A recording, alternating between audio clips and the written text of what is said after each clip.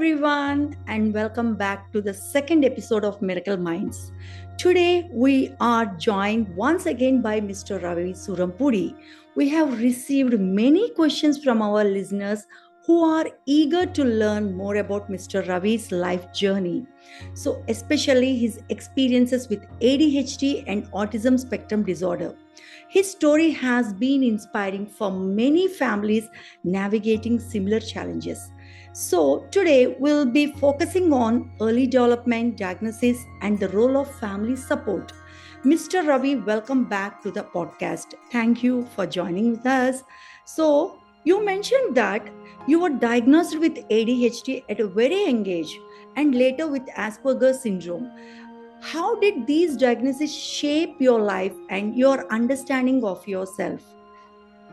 Well, Dr. Augustia, when I was 7 years old, it was mind blowing to my parents because they didn't know how to handle it because it was a new diagnosis back then, like in 91, 92. It was a different time.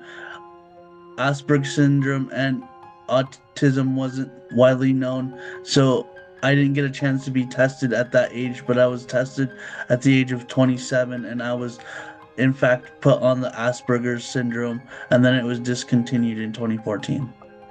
Oh, your journey is truly inspiring because many parents believe that children with autism or ADHD cannot fully integrate it into society. But at the age of 27, you have diagnosed as Asperger's syndrome, but still you are in the top level, right? But Right. your story challenges that perception and shows that independence is absolutely possible for ASD or ADHD individuals, right? Right, that's correct.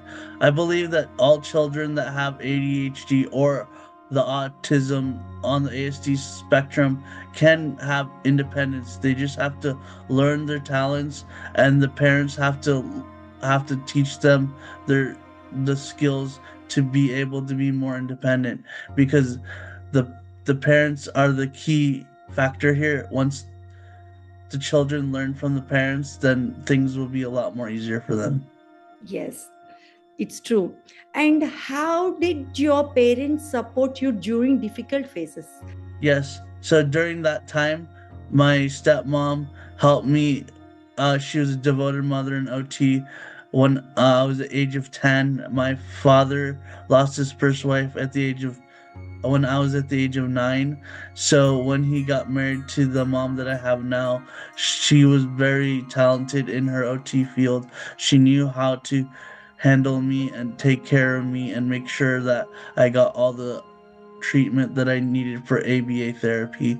So it was a really great story. I think I give my father a lot of credit because he picked the right woman the second time around, because he needed someone to understand his son, and that was a major factor in my changes.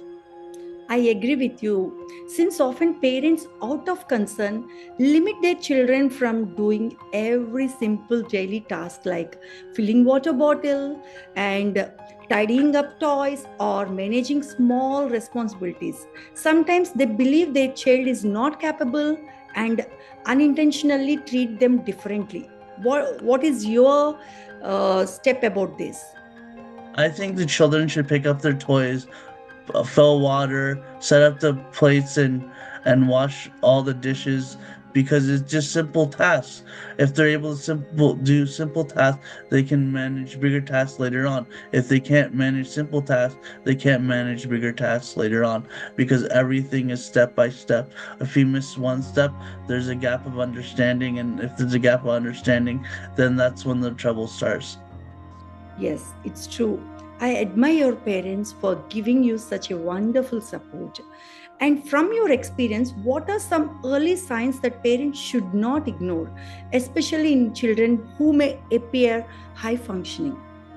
If they have high functioning, they should look for gaps in understanding. They should look for the the challenges that they have early on, because not every child is perfect, and it's important to catch it as soon as possible and take them to the ABA therapist for them to assess where the gaps of understanding is going, so the ABA therapist can advise the parents on how to help the child with the gaps of understanding.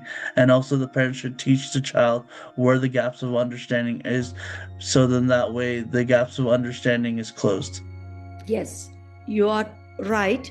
So, why ABA is important means I can explain that because I have 15 years experience in this field.